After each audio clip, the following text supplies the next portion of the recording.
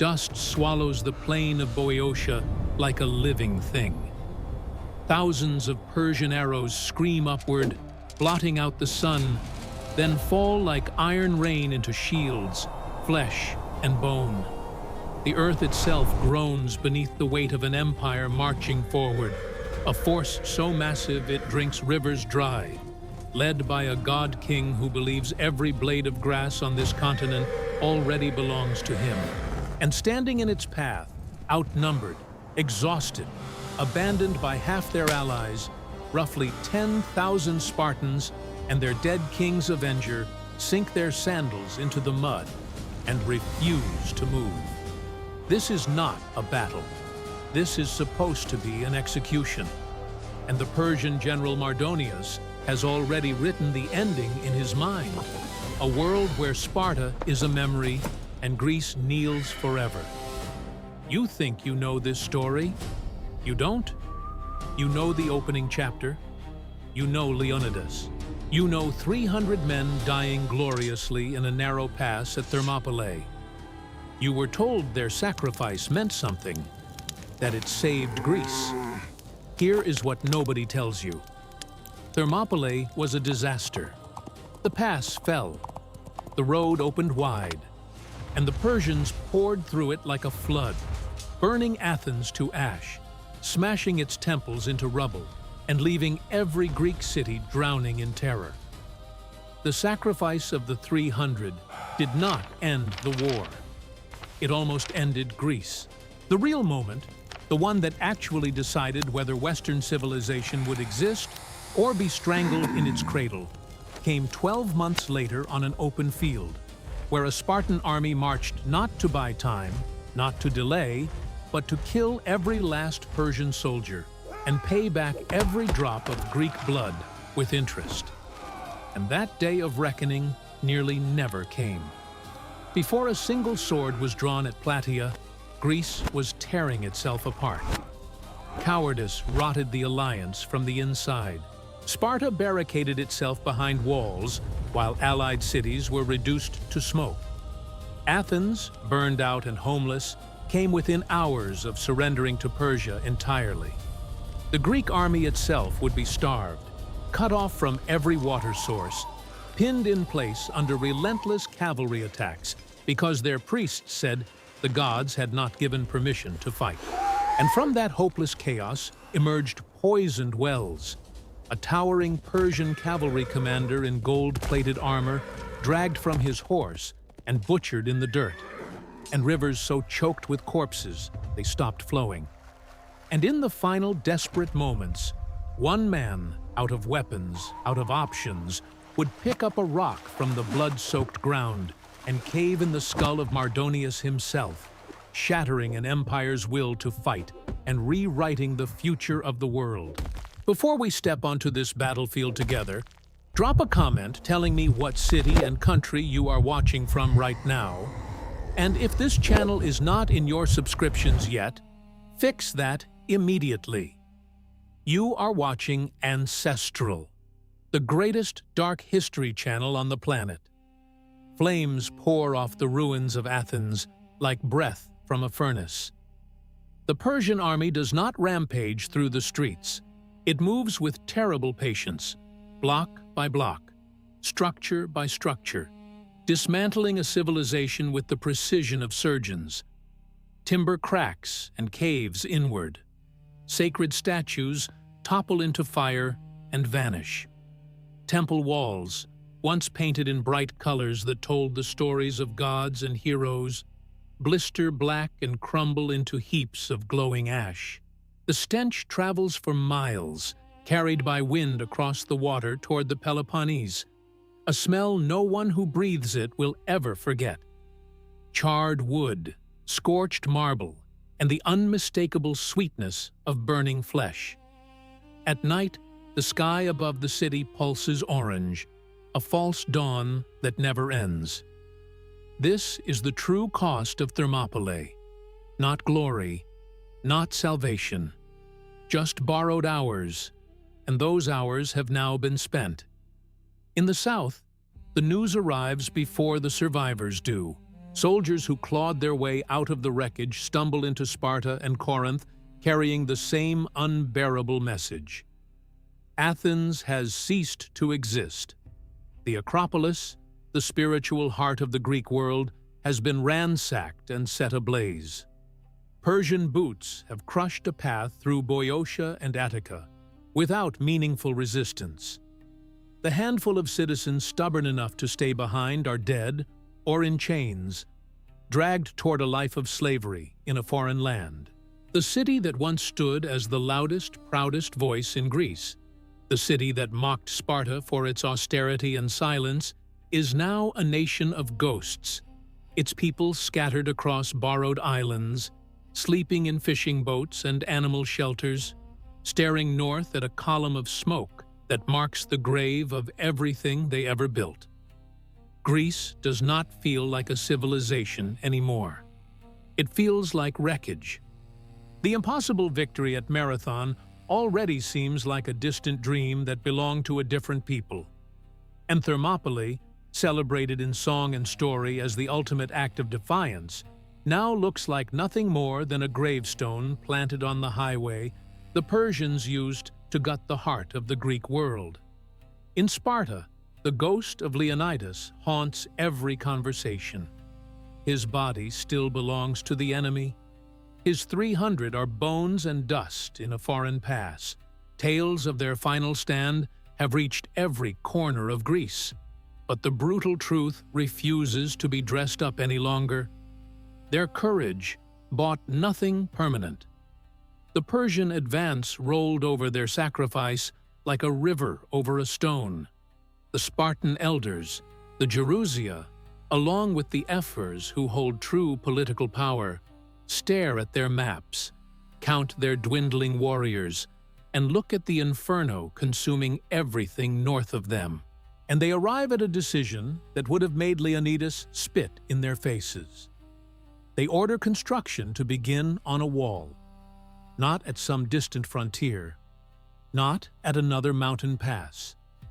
They begin stacking stone, timber, and packed earth across the Isthmus of Corinth, the thin strip of land that connects the Peloponnese to the rest of the Greek mainland. If that barrier holds, the cities of the south might survive. If it does not, nothing will. From a distance, it resembles a strategic calculation. Up close, it reeks of desperation. Spartan citizens and their allies dig trenches, drag boulders, and hammer sharpened wooden stakes into the ground. They work with the frantic energy of men building a dam while floodwaters are already rising. And the message this wall sends to Athens is not spoken aloud, but it screams across every mile between them. You are on the other side. Your suffering is not our burden. In the cold arithmetic of Spartan leadership, the Peloponnese is the homeland. Everything beyond the isthmus is expendable territory, a buffer zone, a sacrifice they are willing to make without losing a minute of sleep.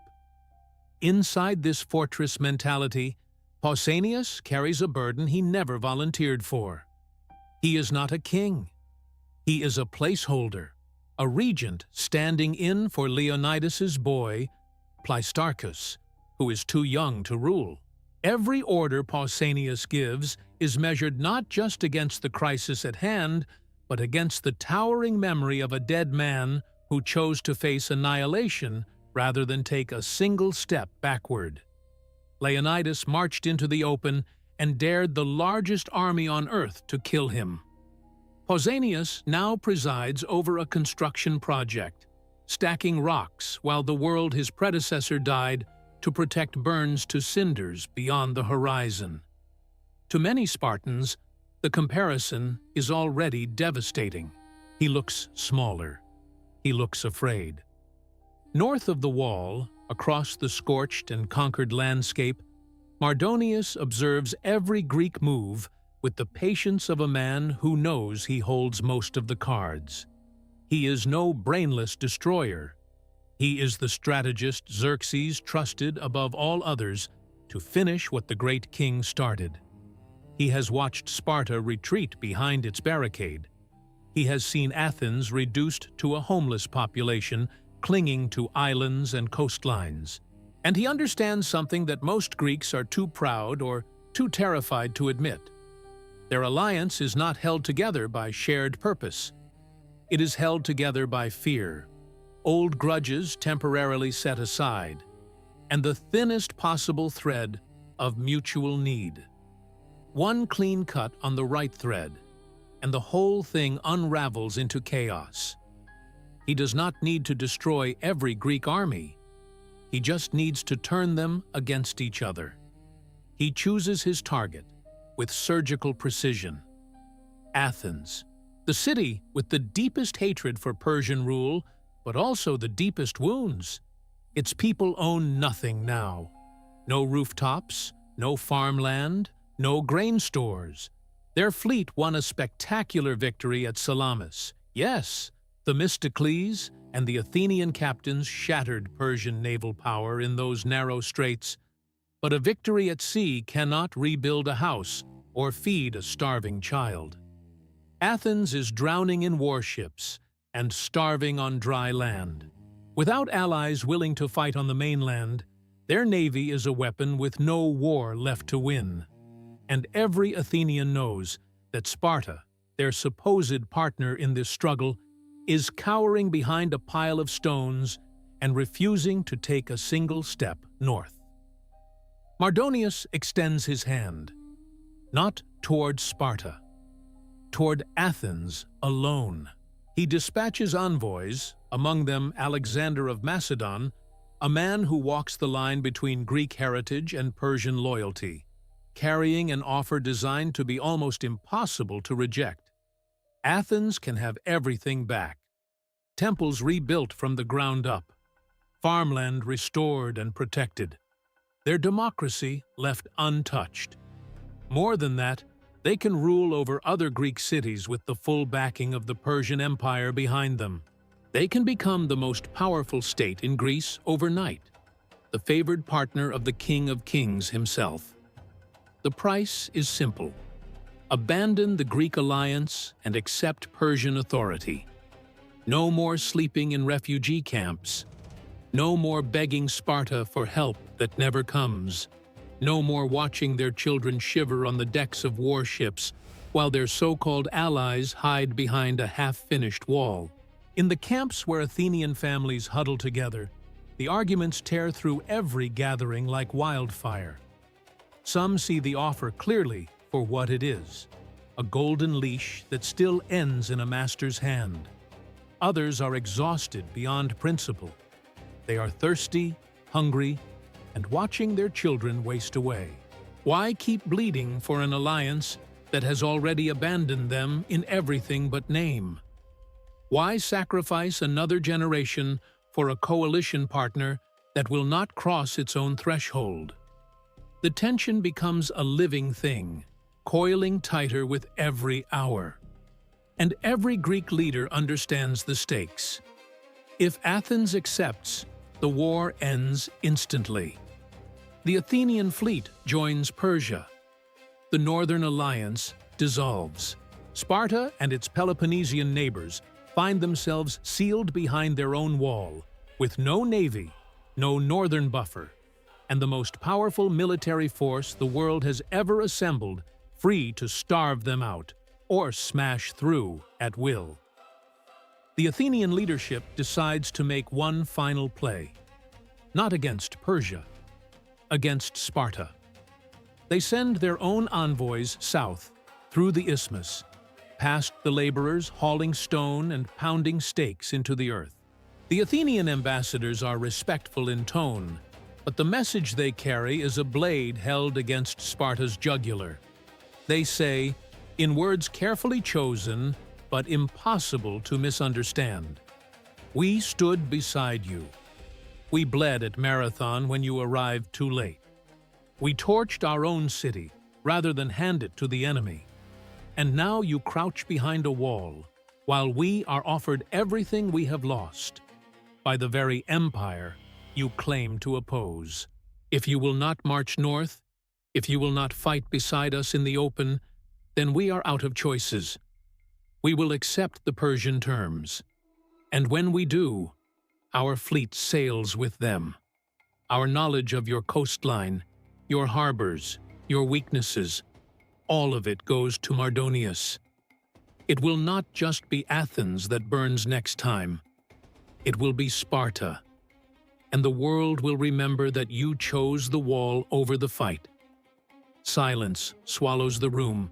Pausanias and every elder in the Spartan assembly feel the ground shift beneath them. This is no longer a straightforward conflict between Greece and Persia. It is about to become an encirclement. If Sparta refuses to move, the Persian army advances from the north, and a betrayed, vengeful Athenian navy attacks from the sea. The wall they built as a shield transforms into a prison. And the legend of Spartan bravery, the identity they have cultivated for centuries, the one thing that makes them more than just another small Greek city-state, will be exposed as a fraud. Their enemies, Greek and Persian alike, will write the history, and that history will say that when the world needed Sparta most, Sparta hid. This is the terror that no Spartan war council ever prepared for. Not the Persian spear, but the loss of everything that makes them Spartan. Their entire civilization rests on a single idea, that they are the men who never retreat, who never flinch, who would rather die standing than live kneeling. The Athenians have just torn that image to pieces and held up the shredded remains for the world to see. You are hiding. You are letting free Greeks die while you stack rocks. For a culture that treats cowardice as worse than death, those words land harder than any cavalry charge. Pausanias walks out of that assembly with fire behind his eyes. He knows the numbers. He understands every risk. A full campaign across central Greece means exposing the core of Spartan manpower on open ground, where a single catastrophic defeat could erase their warrior class entirely. And yet, he also understands, with a clarity that cuts through every objection, that staying behind the wall is now the most dangerous option of all. Inaction will cost them Athens. It will cost them the war. And it will cost them the only thing Sparta has ever truly valued: its name. He must drag his city out from behind its barricade and turn it back into the thing the world fears. He must become what Leonidas was, without the simple mercy of a narrow pass and a beautiful death. He has to win. The decision is reached behind closed doors, without ceremony. Sparta will march. Not a gesture, not a token detachment meant to save face. The largest Spartan army ever assembled will leave the Peloponnese, full citizen warriors in their crimson cloaks, accompanied by enormous columns of Helot servants and allied fighters drawn from every loyal city in the south. They will not wait for Persia to test the wall. They will carry their bronze shields north into the wide-open killing fields where battles are decided not by fortifications, but by nerve, training, and the willingness to stand in a line and push until someone breaks. When the mobilization order ripples through the city, it arrives without speeches or grand declarations. There is only the cold, efficient machinery of a society built for exactly this moment. Shields come down from their mounts on the walls. Spear shafts are tested for cracks, and blades are ground to a razor finish. Bronze armor is fitted and refitted, not for ceremony, but for function. Every buckle and strap checked, because a single failure point in the line can kill the man beside you. Mothers and wives deliver the words that have been passed down through generations of Spartan women. Return carrying your shield or lying on it. And boys too young to march stand along the roads in silence, watching something they will carry in their memory until the day they die. Nearly the entire fighting strength of Sparta assembling, forming ranks and preparing to leave the only home most of them have ever known. The march does not begin with drums or trumpets at dawn. It begins in darkness. Torchlight flickers along narrow streets as the columns take shape.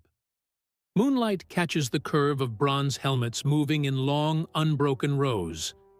There are no war cries, no songs, only the deep, rhythmic percussion of thousands of sandaled feet striking packed earth and the quiet groan of leather harnesses under the weight of weapons. The Spartan army moves as a single creature, swallowed by the night, heading north through the isthmus and into the lands already scarred by Persian occupation. Behind them, the half-built wall stands abandoned in the dark, no longer a shield, but a monument to the fear they have chosen to leave behind.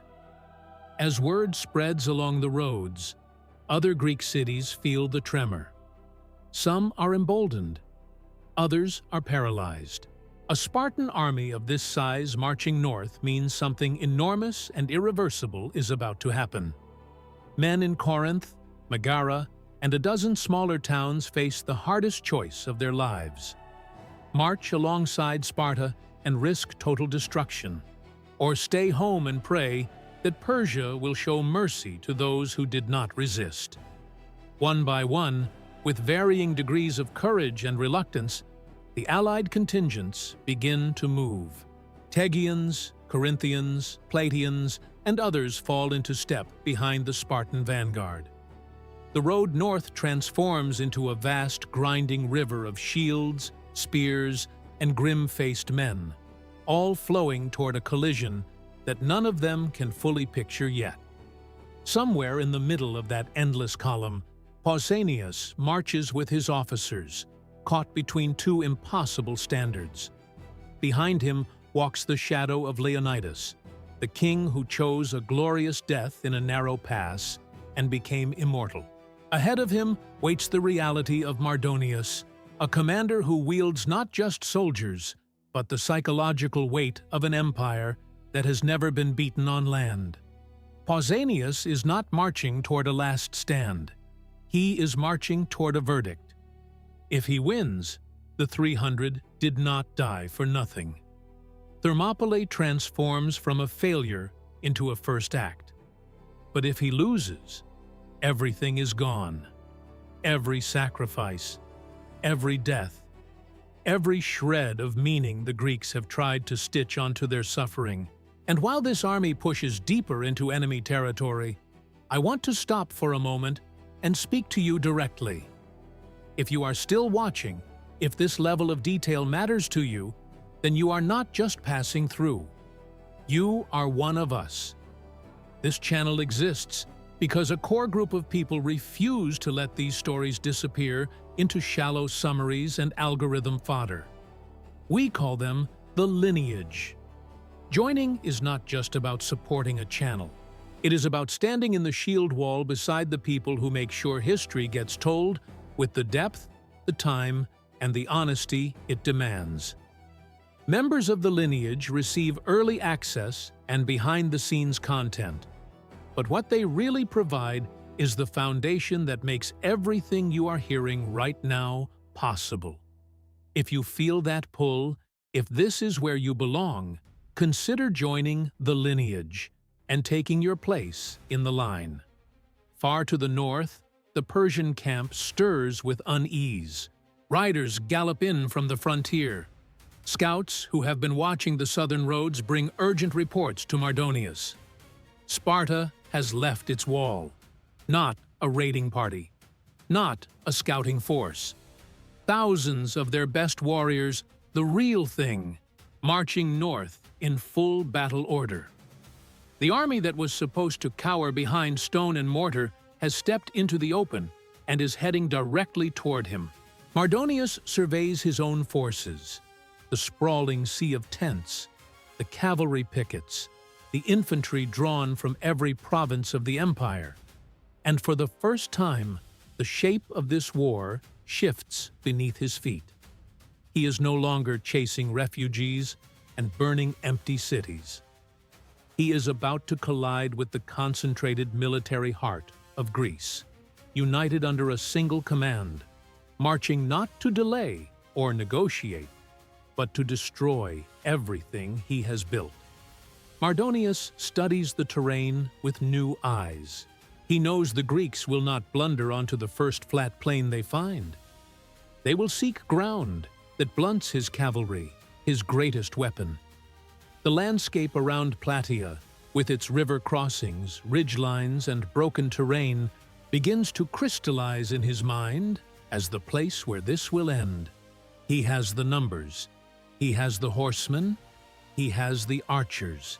But beneath the confidence, a cold understanding settles in. If he loses here, if this Spartan-led force cracks his army in the open, the myth of Persian invincibility dies on this field. The empire will endure. The throne will remain.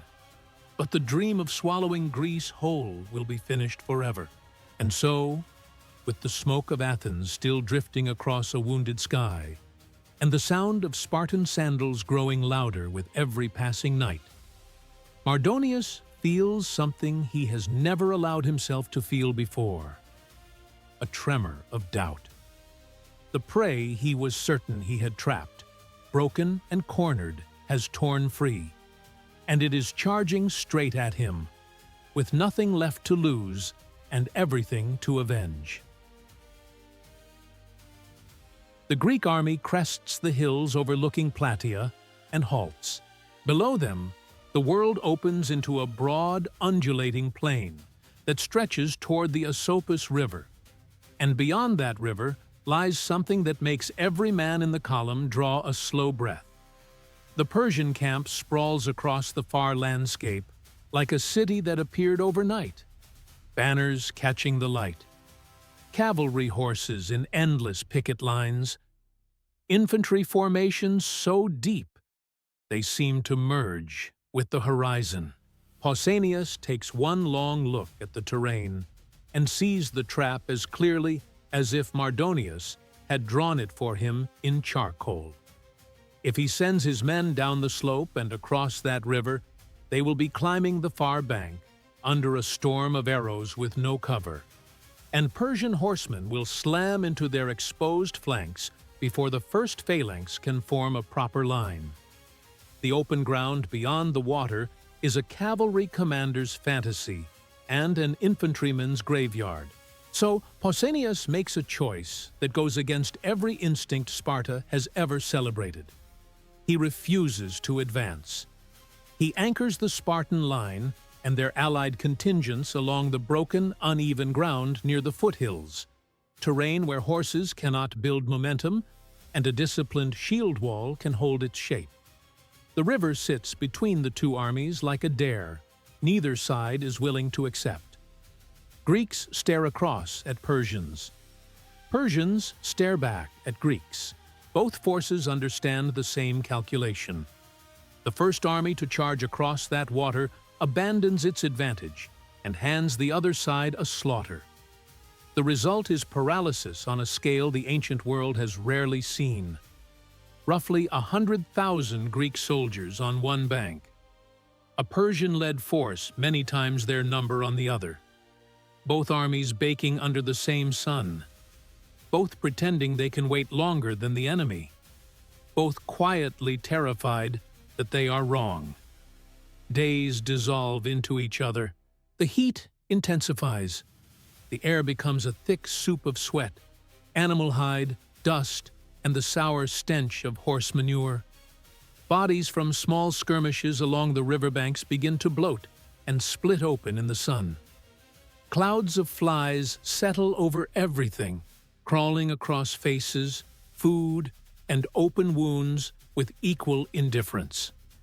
Men stand in formation for hours at a stretch, eyes fixed on an enemy line that shifts and reorganizes endlessly but never commits to a full assault. Whispers move through the Greek ranks like poison. Some say Pausanias is a coward.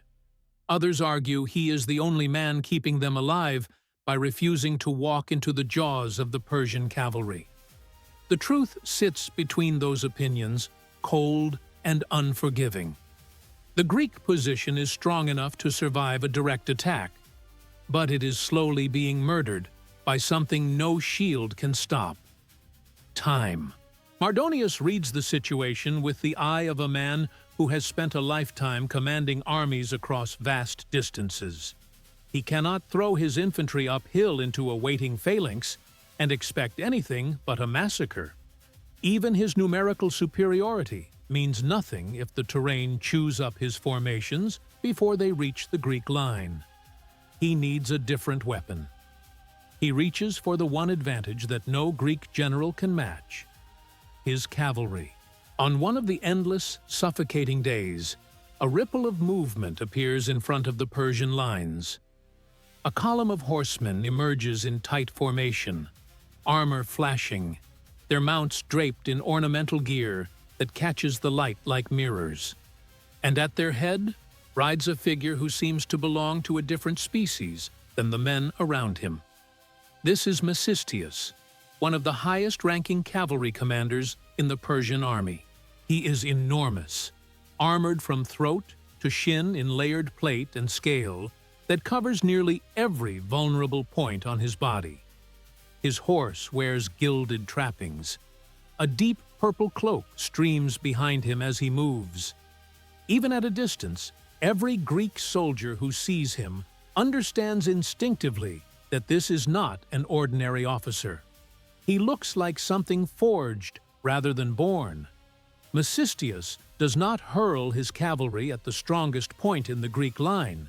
He probes, he tests, he searches for the soft places, the anxious contingents, the units positioned on lower, more exposed ground. He finds what he is looking for among the Megarians, stationed in a sector that offers less natural protection than the rest. The Persian horsemen sweep forward in waves, loosing volleys of arrows and javelins at close range, then crashing directly into the shield line with spears leveled. Megarian shields buckle and crack. Men go down under the impact. Horses barrel into the formation, iron-shod hooves crushing ribs and skulls.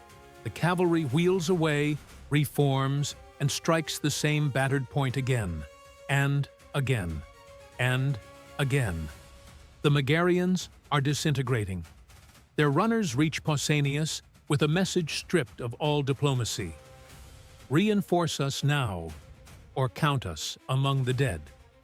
The Spartan contingent is too far down the line to respond fast enough. Pausanias turns to the Athenians and asks for volunteers. This is the test, not of ships and oars, but of shields and spears. Athens must prove it can bleed on solid ground against the finest mounted warriors the Persian Empire can field. A hand-picked unit of Athenian heavy infantry steps forward, supported by their archers. They move into the threatened sector and lock their shields together. When Masistius sees the fresh troops, he does not hesitate. New faces mean new targets. He drives his horsemen straight into the reinforced position, trusting his armor to carry him through whatever the Greeks throw at him. Arrows crack against his breastplate and skitter off. Spearheads glance across his shield. Even as riders around him tumble from their saddles, Masistius pushes deeper into the Greek formation, slashing and thrusting from the back of his horse like a man convinced he cannot be touched. Then, one moment changes everything. A single Athenian spear punches not into Masistius, but into his horse. The animal shrieks, its front legs buckle, and it pitches forward, hurling its rider face first into the churned-up mud. In a single heartbeat, the equation reverses completely. Mounted, Masistius was a force of nature. On the ground, dazed, weighed down by the very armor that made him invincible on horseback, he is a man trapped inside a bronze shell. Athenian soldiers swarm over him. Their first blows accomplish nothing. Swords ring off his plate. Spear points slide across the layered metal without finding purchase. Masistius thrashes beneath them, trying to rise, fighting with his hands, his knees, anything he can move. But the weight of bodies pinning him down is too great. Someone finds the gaps, the eye slits, the joints under the arm, the narrow seams where one plate overlaps another. Blades are driven into these openings with desperate, ugly force. It takes far longer than it should. There is nothing elegant about it. When it finally ends, Masistius lies still in the dirt, his magnificent golden armor caked in blood and filth. The Persian response is immediate and savage. Cavalry charges surge toward the body. Archers unleash sheets of arrows to cover the recovery attempt. The fighting collapses into a brutal, close-quarters brawl over a single corpse. Men on both sides abandon tactics entirely, grabbing at limbs, hauling at armor straps, punching and clawing to gain possession. Weapons are dropped. Fists replace swords. The struggle is raw and animal, but the Athenians hold their ground. Their archers cut down every rider who pushes too close. Eventually, the Persian cavalry pulls back, leaving the body behind. The Greeks strip Masistius of his armor and carry his corpse through the entire length of their line. It is a dark procession, half trophy display and half funeral march, but its effect is electric. The warrior who seemed unkillable is now a naked dead man being paraded past cheering soldiers. Confidence floods through units that had been trembling hours earlier. If this man can die, then no Persian is immortal. Across the river, the impact is the reverse. Masistius was not just a commander, he was beloved.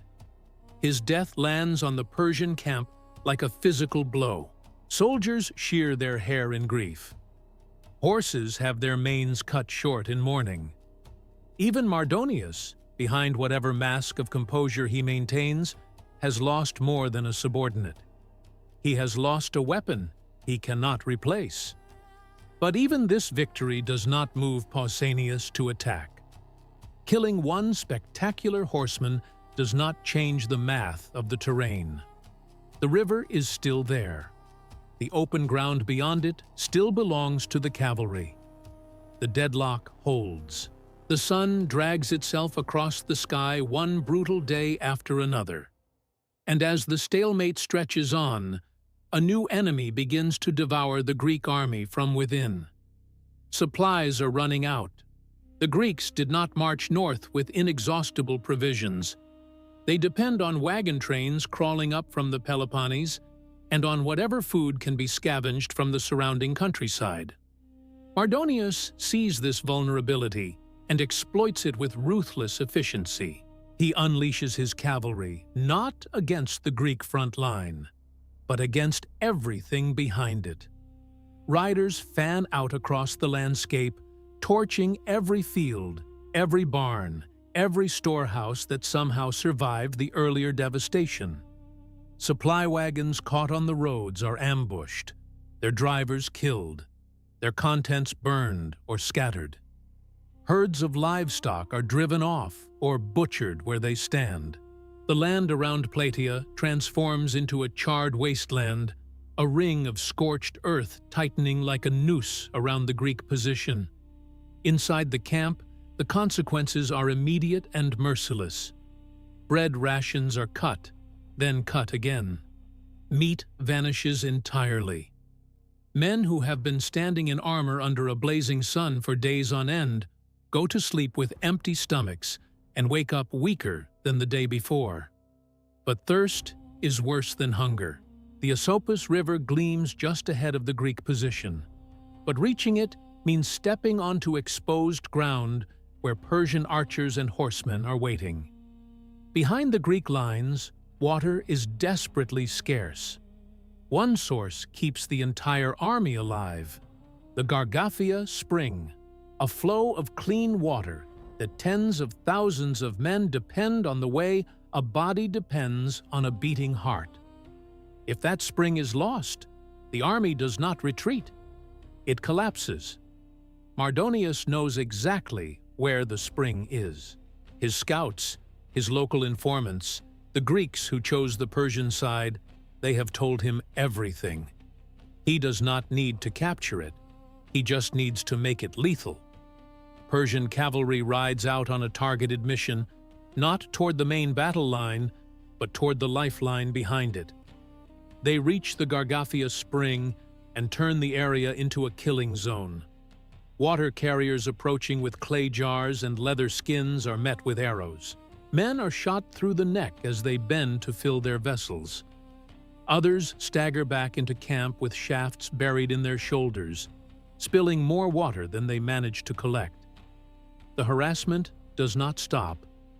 Horsemen churn the ground around the spring into a swamp of mud and filth. Some sources claim they drag animal carcasses into the water, poisoning it at its source. Whether every detail survived the centuries intact matters less than the result. The Greeks begin to see their only reliable water supply as a death trap. Arguments erupt over who has to make the next run. Volunteers disappear. Fear replaces thirst as the dominant sensation, and then thirst comes roaring back worse than before. The army is now caught in a torture designed by geography and enemy intelligence. A river they can see, but cannot safely reach. A spring they need, but cannot safely use. The sun pounds down on bronze helmets and leather-wrapped shields, turning every man into a furnace. Lips split open. Tongues thicken. Some soldiers begin hallucinating about water in their fitful sleep, and wake up enraged at their own minds for the cruelty.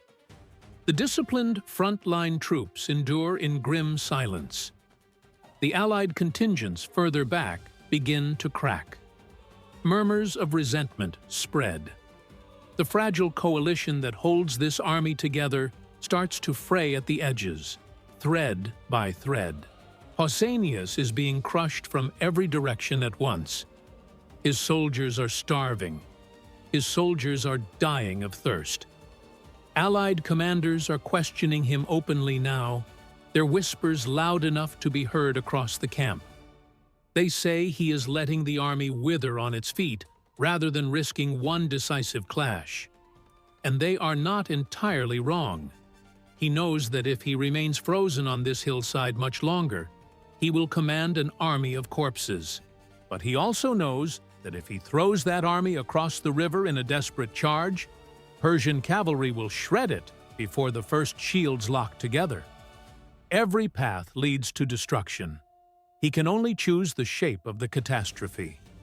In the Persian camp, conditions are better, but far from comfortable. The empire's logistical machinery keeps food and water flowing, but sustaining a force this massive, hundreds of thousands of soldiers and animals, strains even Persian resources. Mardonius remains confident on the surface, but beneath that confidence runs a sharp awareness that this standoff cannot last forever. His attacks on the spring and the supply lines are calculated provocations, designed to push Pausanias into doing something reckless. Either the Greeks charge forward in desperation and are destroyed on open ground, or they try to withdraw and are caught in the chaos of movement. Both outcomes end in Persian victory. Mardonius simply needs the Greeks to move. As another punishing day bleeds into a copper-colored dusk, the Greek commanders gather in the dim interiors of their tents. The conversations are terse, exhausted, and increasingly desperate. Water, food, morale, terrain. Every topic circles back to the same inescapable conclusion. They cannot survive here. The only viable option is to pull back toward the town of Plataea itself, where wells still hold water, the ground is more defensible, and supply lines can be shortened enough to function. But retreating across open ground in daylight is not an option. The Persian cavalry would ride them down before half the army cleared the first ridge. That leaves one possibility: move at night. The plan that emerges from these hushed councils is meticulous in theory and terrifying in practice. The entire army will withdraw under cover of darkness, peeling away from its current positions in coordinated stages. Small rearguard units will hold their ground until the last possible moment, maintaining the illusion of a full line while the bulk of the force slips away. Each contingent will follow a designated route to a new defensive position closer to Plataea. If the execution is perfect, dawn will find the Greeks established on stronger ground, with access to water and tighter supply lines. If anything goes wrong, if units lose contact, if communication fails, if one contingent moves too early or too late, the orderly Greek front will shatter into isolated clusters stumbling through the dark, each one a perfect target for a sudden Persian cavalry attack at first light. Before we plunge into that night, I want to step outside the story for a moment. Everything you have just heard, from the deadlock at the river to the brutal killing of Masistius and the slow strangulation at the Gargaphia spring, is built on years of scholarship condensed into a single source that has guided this entire episode. That book is not casual reading. It is a dense, uncompromising deep dive into the military reality of this war, and it is the single best resource available for anyone who wants to understand what actually happened on this ground. You will find it linked directly to this video. If you open the shop connected to this channel, it is right there waiting for you. Owning it means you are no longer just watching this story. You are studying it on your own terms, at your own pace, with the full weight of the evidence in your hands. And while you are there, take a moment to explore what else we have built around this episode. There is a collection of carefully selected pieces tied to the world of Plataea. Atmospheric items designed to pull you deeper into this history than any screen can take you. I will not describe them here. Discover them for yourself behind that same link. You will also find our full curated library, the Essential Dark History Collection, a shelf of titles we consider mandatory reading for anyone serious about understanding the most brutal and transformative moments in human history. Open it. Browse it. Let this story become something you carry with you beyond this video. Back on the darkening hillside above Plataea, the decision is final. The Greeks will not sit here and die of thirst. They will move. Orders pass down the line in low voices, hand to hand, officer to officer. Prepare for a night march. No torches unless absolutely necessary. No raised voices. Equipment is secured, straps tightened, loose metal wrapped in cloth to prevent clinking. Some soldiers feel relief that the waiting is finally over. Others feel the cold grip of dread. Moving a massive army at night is dangerous under the best conditions. Doing it within striking distance of the largest cavalry force on the planet, in terrain they barely know, with hungry and dehydrated soldiers who have not slept properly in days, is something closer to madness. As the last light drains from the sky, the outlines of the Greek formation dissolve into shadow. Torches are dimmed to embers. Conversations collapse into whispers and hand signals. Somewhere in the darkness ahead, a signal will come. And when it does, entire sections of the line will begin to peel away from their positions and melt into the night, moving toward Plataea and the wells that might keep them alive long enough to fight. On the far side of the river, Persian scouts crouch in the darkness, straining their eyes for any change in the pattern of Greek campfires. Mardonius has been waiting for exactly this, a moment of vulnerability, a crack in the discipline, a chance to send his horsemen thundering into a disordered enemy before they can set their shields. Midnight approaches like a held breath. The Greeks are about to stake everything on a blind retreat through hostile ground.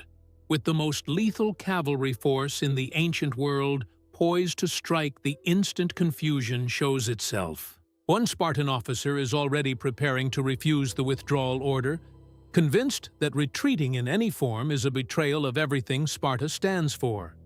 And when the sun breaks over Plataea in a few hours, the landscape will be unrecognizable. The neat lines and careful positions will be gone. In their place will be chaos, scattered units, desperate sprints across open ground, and the beginning of a bloodbath that neither side fully planned for. The order ripples through the darkness like a whisper passed between ghosts. No trumpets, no shouted commands. Officers move through the sleeping ranks, shaking men awake with a hand on the shoulder and a few clipped words. Packs are shouldered. Spear shafts are gripped. One formation after another begins to separate from the line and slide backward into the night, feeling their way across unfamiliar terrain toward the wells near Plataea.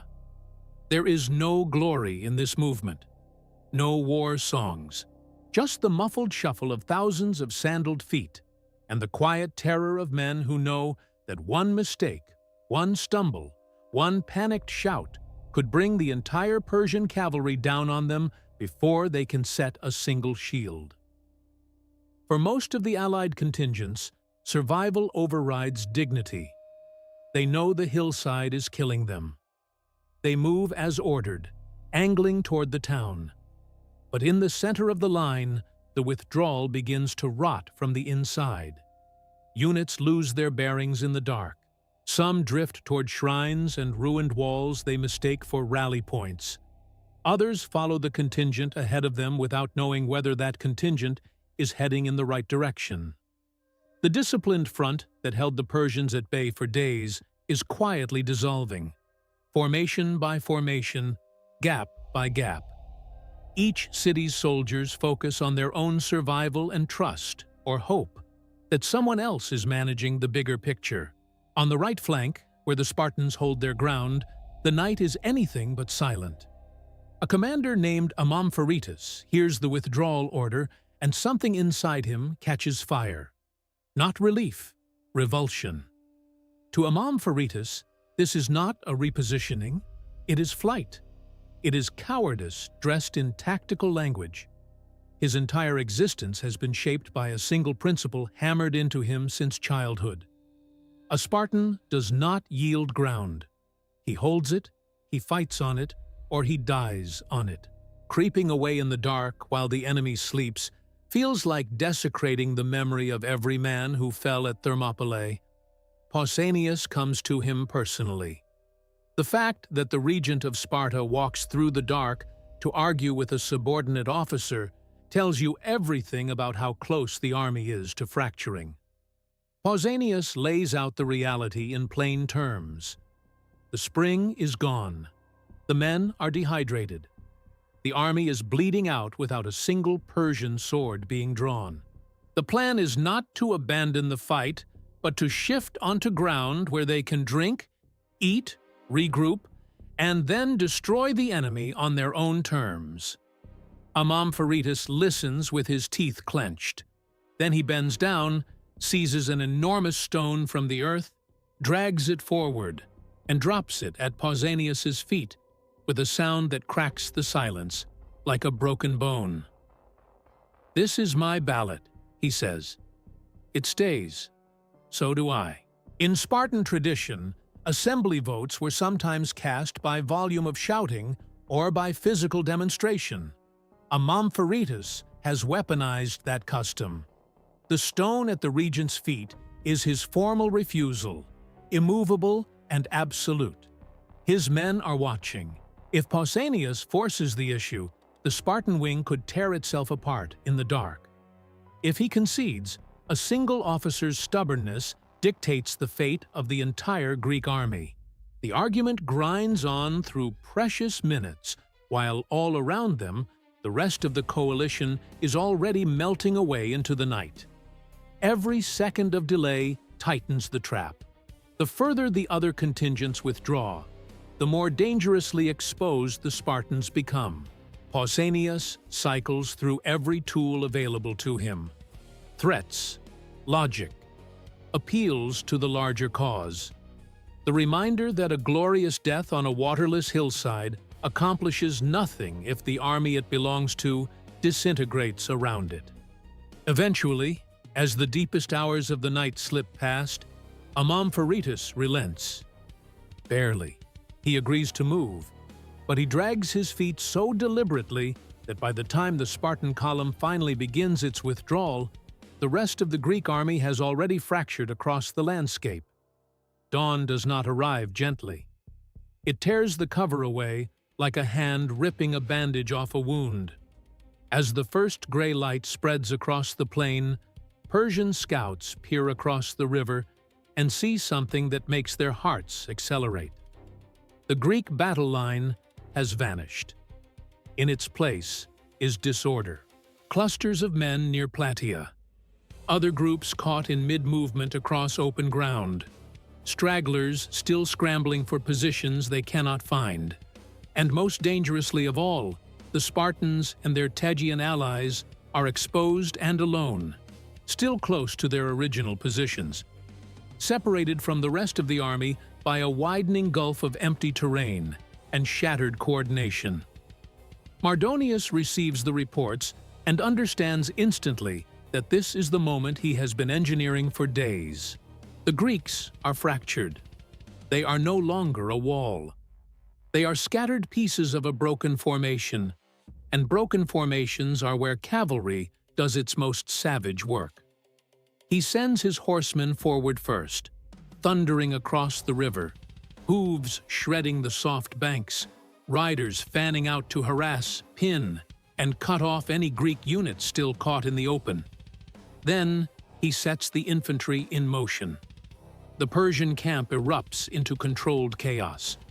Drums pound, officers scream orders, standards tip forward.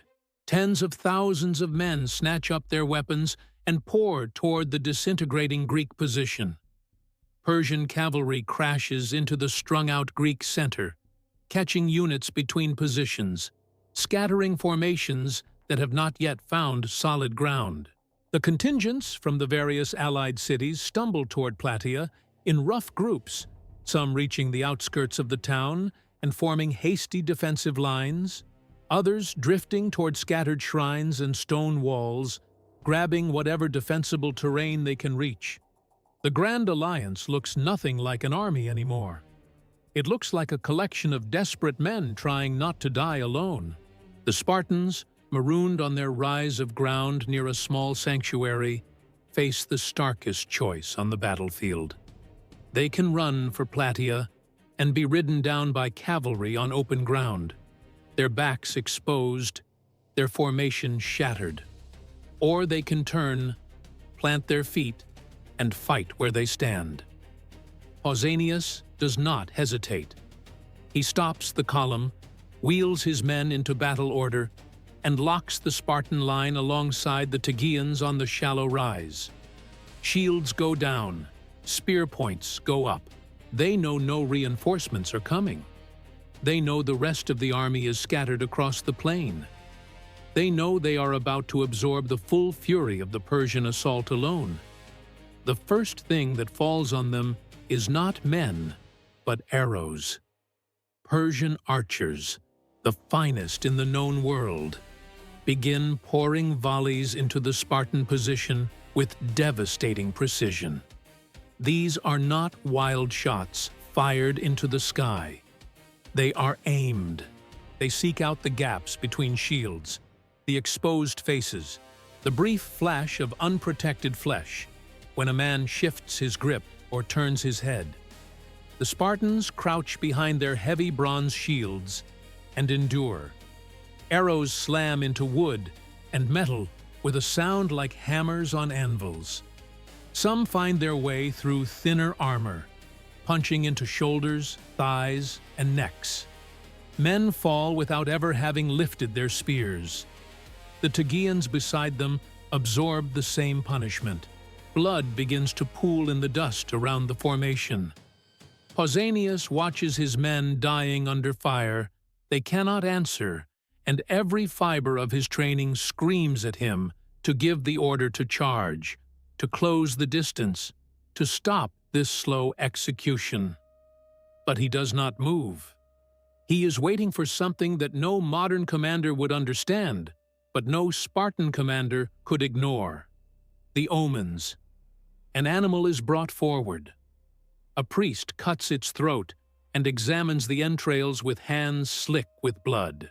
The reading is unfavorable. The gods say no, not yet. Another animal, another killing, another reading. Still wrong. The signs refuse to grant permission. Spartans are dying under a hail of arrows, while their commander stands over a pile of animal guts, waiting for divine authorization to fight back. It is maddening and, to the Spartan mind, absolutely non-negotiable. You do not advance without favorable omens. The gods speak through the sacrifice. To ignore them is to guarantee destruction. The pressure becomes almost physically unbearable. Shields are studded with so many arrows they look like the backs of porcupines. Wounded men are pulled to the rear of the formation, which grows shallower with every passing minute. Pausanias moves through the ranks, his voice steady, his presence the only thing keeping some of these men from breaking. Discipline holds. The training that began when these men were 7 years old, ripped from their mothers and thrown into a system designed to turn boys into instruments of war. That training holds. They do not run. They do not charge without permission. They stand and they take it. On the far side of the battlefield, the Athenians and their allied units crash into a different fight entirely. Mardonius has positioned his Greek allies on this flank, and among them stand the Thebans, Greek hoplites fighting for Persia. Shield meets shield, spear meets spear. Athenian discipline, honed at Marathon and hardened by years of war, slams into Theban resolve with a sound that carries across the plain. The Athenians are pinned in their own desperate struggle and cannot break away to help the Spartans. Each half of the Greek army must win or lose on its own. Near the sanctuary, the Spartan position approaches its breaking point. The Persians can feel the Greek line weakening under the relentless arrow storm, and they press harder. Cavalry rides close enough to hurl javelins into the packed formation, and then peels away before the hoplites can respond. More infantry pushes forward, emboldened by the sight of Spartans bleeding and standing still. The ground around the formation is carpeted with spent arrows and crumpled bodies.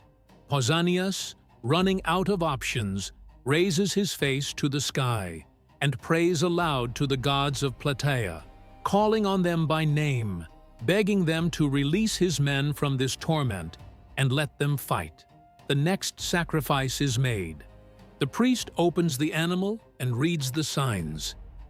This time, the entrails speak differently. Favorable omens. The gods say yes. The transformation is instantaneous and terrifying. The order to advance tears down the Spartan line like a bolt of lightning. Every spear comes up. Every shield locks forward. The formation compresses into a single mass of bronze and rage. Men who seconds ago were crouching under arrow fire, with nothing but endurance keeping them alive, are now surging forward with the accumulated fury of days of thirst, hunger, humiliation, and watching their brothers die without being allowed to answer. They are not charging. They are detonating. The Spartans advance at a measured, killing pace, not a wild sprint that would break their cohesion, but a relentless grinding push that eats the distance between them and the Persian front line with mechanical precision. As they close in, the effectiveness of the arrow volleys collapses. Archers cannot find clean angles against a wall of shields driving straight toward them. Shots deflect off helmets. Shafts skip across tilted bronze. The Persian infantry and royal guard units in the front ranks brace behind their lighter wicker and wood shields, understanding that what is coming toward them is something no amount of archery can stop. The collision is catastrophic. The full weight of the Spartan phalanx smashes into the Persian front with the force of a landslide meeting a wooden fence. Heavy bronze-clad men drive their long spears through wicker shields and into the bodies behind them. Persian soldiers hack desperately at the spear shafts, snapping some, dragging others aside. When a Spartan loses his spear, he draws his short sword and steps in closer, turning the battle into a suffocating press of blades, elbows, knees, and teeth. The fighting devolves into something savage and intimate. Thrust, shove, stomp on the man beneath you. Stab into whatever is exposed. Step forward over the body and do it again. The plain around the sanctuary transforms into a slaughterhouse. Persian soldiers are not weak men. Many of them fight with astonishing courage, holding their ground against a force that outweighs and out-armors them at every point of contact. But their equipment was never designed for this kind of war. Shorter spears cannot reach past the Spartan wall. Lighter shields buckle and shatter under the sustained pressure of a phalanx that does not stop pushing. Once the front rank begins to cave, the collapse ripples backward through the formation. Men in the second and third ranks find themselves unable to fight and unable to flee, crushed between the Spartans driving forward and the mass of their own army pressing from behind. Mardonius sees his line beginning to disintegrate and makes the decision that will define the last minutes of his life. He will not watch from the rear. He throws himself into the crisis, mounted on his war horse, surrounded by his personal guard, riding straight toward the point where the Spartan advance is tearing his army apart. His presence is electric. Men who were on the verge of running see their commander charging forward and find something inside themselves that makes them turn and fight again. The Persian line stiffens around him. The advance grinds. The Spartans meet real resistance for the first time since the charge began. A knot of elite bodyguards and desperate infantry fighting with the fury of men who know their general is watching. Fighting in this sector of the field is a man named Amompharetus, a Plataean officer who has already lost everything the Persians could take from him. His city is rubble. His people are refugees. He fights with the white-hot focus of someone who has nothing left to protect except the ground beneath his feet and the men beside him. Through the dust and the screaming, through the tangle of bodies and broken weapons, he sees Mardonius. The Persian commander is unmistakable. Mounted, armored, directing the defense from the center of the storm. Amompharetus has no spear. It is gone, snapped, or wrenched from his hands in the crush. He has no javelin, no throwing weapon of any kind. But the earth beneath this battle is littered with stones, the same stones that Greek farmers have been pulling from these fields for generations. He reaches down, closes his fist around a heavy rock, and hurls it at the mounted figure with every ounce of strength and hatred left in his body. The stone strikes Mardonius in the skull. There is no poetry in it, no dramatic duel between champions. A rock, thrown by a man with nothing left, cracks open the head of the most powerful military commander on the battlefield. Mardonius falls from his horse and hits the ground like a collapsed building. He does not rise. The effect is nuclear. Word of the commander's death detonates through the Persian ranks faster than any order ever traveled. His bodyguards freeze. Some throw themselves over his body. Others try to drag him away from the advancing Spartans. Most simply, stop fighting and stare, unable to process the sight of the man who held everything together lying broken in the dirt, killed not by a general's sword or a king's lance, but by a stone torn from the mud. by a man whose home they burned. The will that held the Persian army together snaps like a bowstring cut with a knife. The rout begins at the center and spreads outward at the speed of terror. Soldiers who had been holding their positions seconds earlier spin around and run. The retreat feeds on itself, each man who turns convincing the man beside him that staying is death. Units that were fighting hard suddenly find their flanks exposed as the formations around them dissolve. The entire Persian front collapses inward, men shoving past each other, trampling the fallen, throwing away shields and weapons to run faster. The Asopus River, which served as the boundary of the standoff for days, transforms into a killing field. Thousands of fleeing soldiers jam its banks. Men trying to cross are shoved under by the weight of bodies behind them. Others try to fight their way through the shallows and are dragged down by waterlogged armor. The riverbed fills with the dead and the drowning. Many men die without a Greek blade ever touching them, crushed beneath the weight of their own panicked army, or pulled under the water by their own equipment. Those who make it across the river do not stop. They sprint for the wooden stockade the Persians constructed around their main camp, a fortification built from timber ripped out of Greek towns and forests. Gates are hauled shut. Survivors scramble up onto platforms and walls. Archers take positions along the palisade and begin firing at any Greek who comes within range. Inside the walls, what remains of the Persian force tries to organize some kind of last defense. But the reality is that these men are no longer an army. They are refugees trapped inside a wooden box. The Spartans reach the stockade and push against it. But siege warfare is not what they were built for. Their spears and shields are instruments of open field dominance, not wall breaking. They kill everyone caught outside the fortification and tighten their grip around the perimeter. But the walls hold. It is the Athenians, the Corinthians, and the other allied contingents, arriving from their own brutal engagements, who bring the violence needed to crack the camp open. The Athenians, still hot from their clash with the Thebans and the Persian infantry on the opposite flank, do not pause to rest. They attack the gates with axes, improvised rams, and bare hands. Men hack at the heavy timbers while arrows rain down from above, punching through shields and dropping attackers where they stand. Others climb over the fallen and keep swinging. The sound of splintering wood competes with the screams of the defenders. Logs are shoved into the breaches from inside.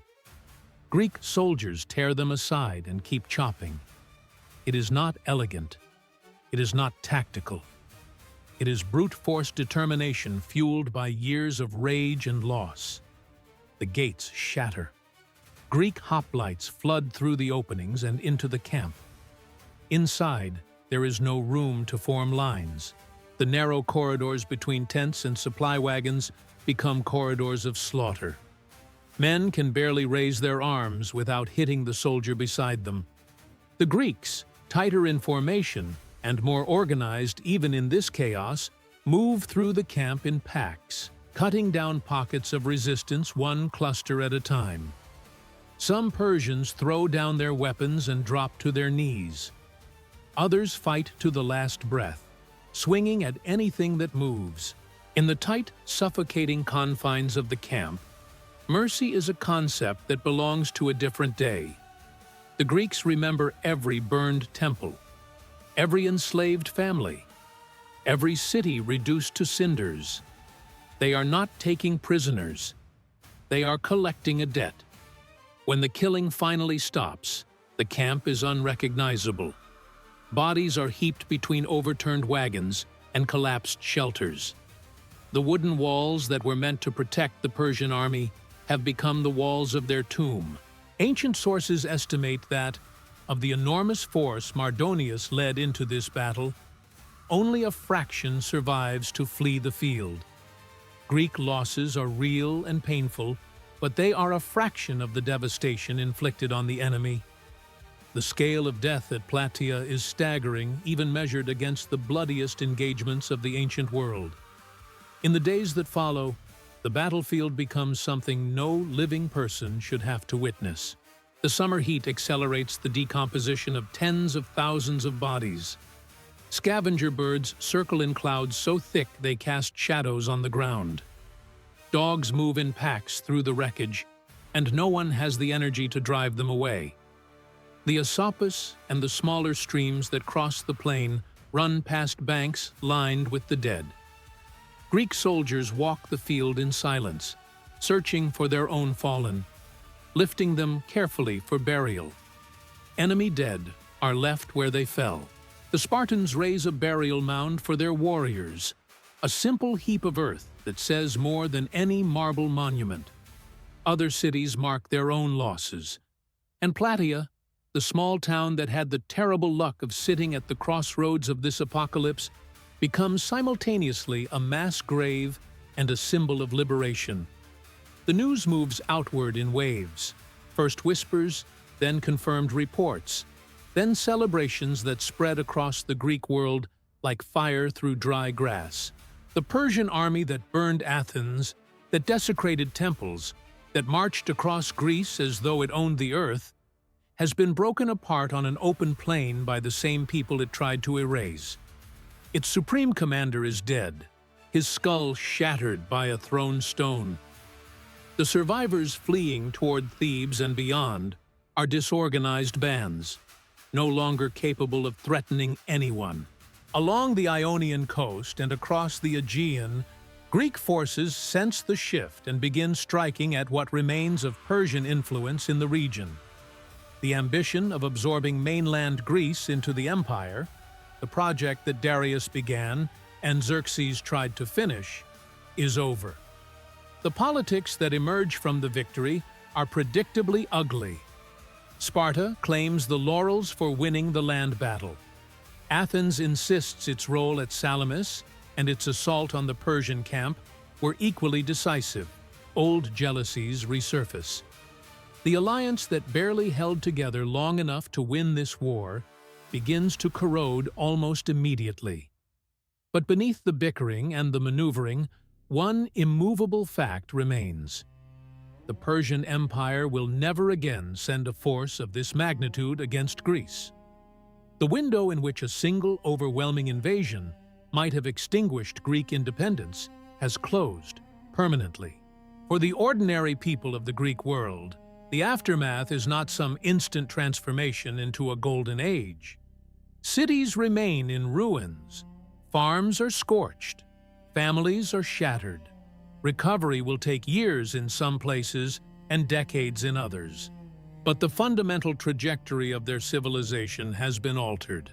Athens, allowed to rebuild rather than exist as a permanent outpost of Persian administration, will develop systems of governance, artistic expression, and philosophical inquiry that radiate across the Mediterranean and, eventually, across the centuries. The ugly, desperate, stone-throwing fight on that muddy plain carved out the space for all of it to happen. If you walk the quiet agricultural land that now covers the fields of Plataea, you will find nothing that screams of what took place there. Gentle hills, ordinary streams, farmland stretching toward a peaceful horizon. But beneath that calm surface lies the memory of a day when tens of thousands of human beings killed each other in one of the most decisive engagements in recorded history. The 300 who fell at Thermopylae became legends. Their story was carved into the imagination of the world. But it was here, at Plataea, in the dust and the blood and the chaos, that their debt was finally settled. If you made it to the end of this story, thank you for staying. Now do two things that take less than 3 seconds but make an enormous difference. Hit subscribe and tap the like button. Those small actions are what signal the algorithm to keep pushing real history instead of disposable content. And share this video with someone who thinks they already understand the Spartan story because they watched a movie or read a comic book. Show them what actually happened in the mud at Plataea. This is Ancestral, the best dark history channel in the world, and I will be right here when you are ready for the next chapter.